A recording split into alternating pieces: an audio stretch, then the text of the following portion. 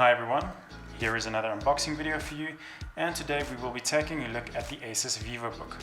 This is the M433IA model, which makes use of a Ryzen 5 4500U APU. It is a 6-core 6-thread processor, as well as having 6 GPU cores. It has 8 MB of L3 cache, a base clock of 2.3 GHz, which can boost up to 4 GHz. Other specifications include 8 GB of DDR4 RAM, which is soldered directly onto the circuit board. It also has a 512 GB NVMe SSD. The unit itself sports a 14-inch Full HD display. Let's have a look what's inside the box.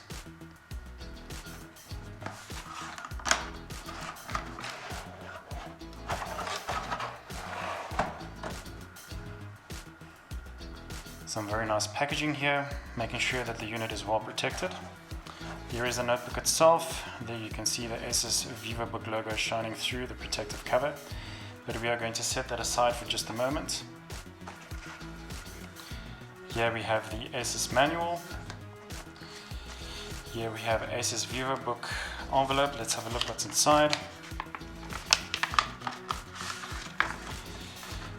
Here we have some stickers which you can use to decorate your notebook or anything else that you want to decorate. Personally, I'm not a fan of stickers. I always prefer the less is more approach. However, those are there for those who wish to make use of them. And then here we have the Asus warranty card.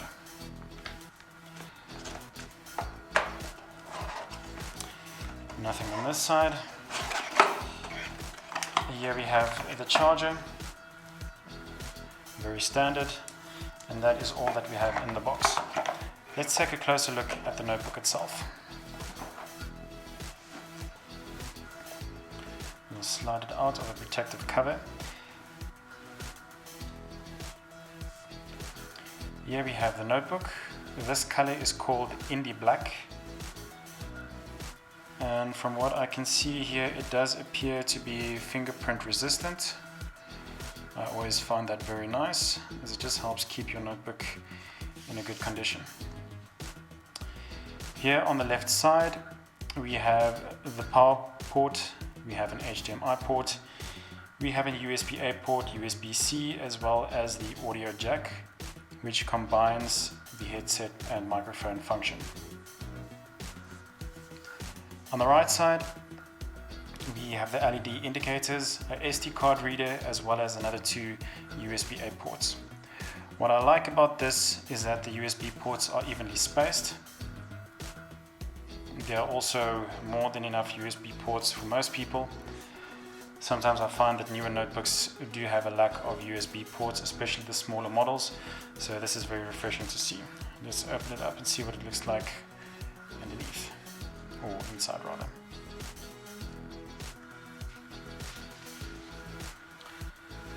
So here we have the keyboard. Unfortunately, with 14-inch models you do not get the keypad on the side, but personally it's not something I use very often. The body of the VivoBook is not made of plastic, which is great to see.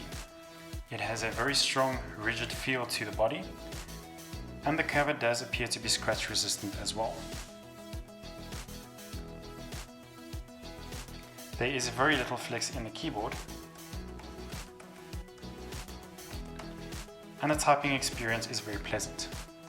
What I will be doing next is running a Cinebench R20 benchmark and comparing the results to that of a HP ProBook running a 10th Gen Intel processor. Let's have a look. Here is the HP notebook which we will be using for a comparison. This is the HP ProBook 14S. It uses a 10th generation Core i5 processor, which is the 1035G1. It also makes use of 8 GB of DDR4 RAM and also has an NVMe SSD, although the size is limited to 256 GB. And you can immediately see here at the bottom the scratches on the plastic cover of the notebook, and this is simply just from taking it in and out of the notebook bag. The difference in build quality between the HP and the Asus is very apparent. Let's have a look how they differ in performance. The 1035G1 is a 4-core 8-thread processor, so it will be very interesting to see the differences in performance between the 6-core 6-thread AMD APU. So here we have the two notebooks set up side by side. We've got the AMD powered Asus on the left and the Intel powered HP on the right. Both notebooks are using the latest build of Windows 10, which as of this video is version 2004. They also both have the latest Windows updates installed, as well as the latest hardware drivers from their respective manufacturers. What we are going to do now is run the Cinebench R20 benchmark concurrently, and then you can see the results for yourselves.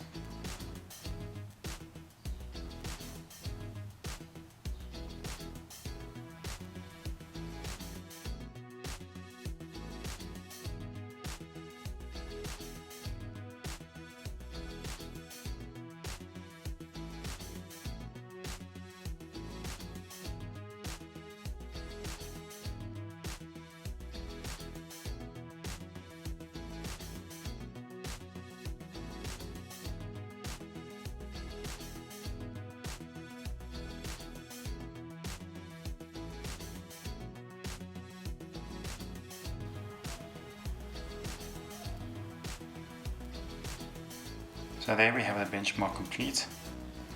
I think the results speak for themselves. On the left, the AMD scored 2,132 points and the Intel scored 1,269 points.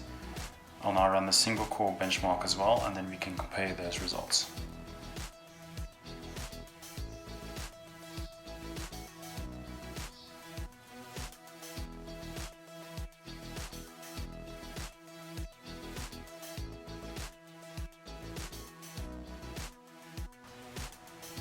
So here we have the completed results. The AMD scoring 458 points and the Intel scoring 413. This gives the AMD a multiplier of 4.66 and the Intel a multiplier of 3.07. As we can see, the AMD really runs away with it, and in terms of raw performance there really is very little in the comparison. Let's have a look at some of the physical differences between the two models. Significant differences in build quality aside, in terms of physical size, the HP and the Asus are very similar. They both make use of a full screen 14-inch panel, although the Asus VivoBook is slightly on the shorter side. Neither of the models are touchscreen. If we look at them from the side, we will see that the VivoBook is slightly thinner as well, and in terms of weight it also has a marginal advantage.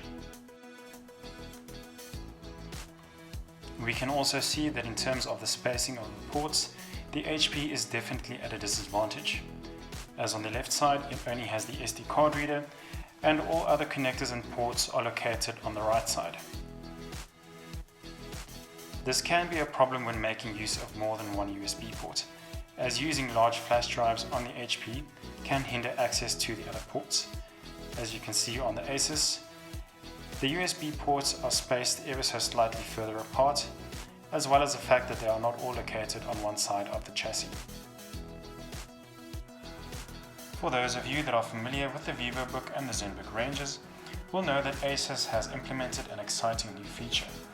And if you notice the tiny icon in the top right corner of the touchpad, as soon as I press and hold that, it activates a keypad for me to use.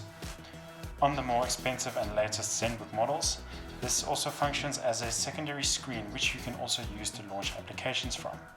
A handy feature indeed. So there you have it.